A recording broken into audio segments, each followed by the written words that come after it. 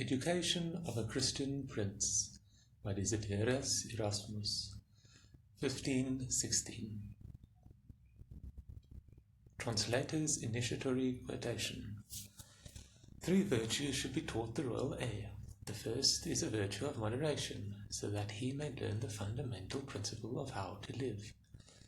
The second is a virtue of adaptability, so that he may learn the fundamental principle of how to conduct himself. The third is the virtue of filial duty, so that he may learn what is in accordance with nature and what is in contradiction to it. Constitution of Chow. Quotations by Erasmus. Before you sleep, read something that is exquisite and worth remembering. The main hope of a nation lies in the proper education of its youth. Education of a Christian Prince. To the most illustrious Prince Charles, grandson of the invincible Kaiser Maximilian, Desiderius Erasmus of Rotterdam sends greetings. Wisdom is not only an extraordinary attribute in itself, Charles, most bountiful of princes, but according to Aristotle, no form of wisdom is greater than that which teaches a prince how to rule beneficently.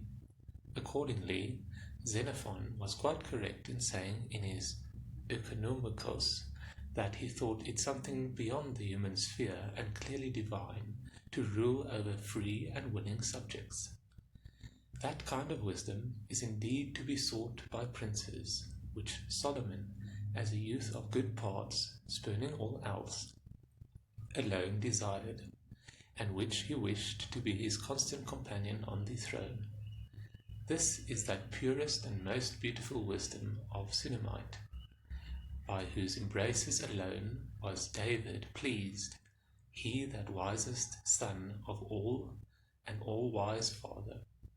This is the wisdom which is referred to in Proverbs. Through me princes rule, and the powerful pass judgment.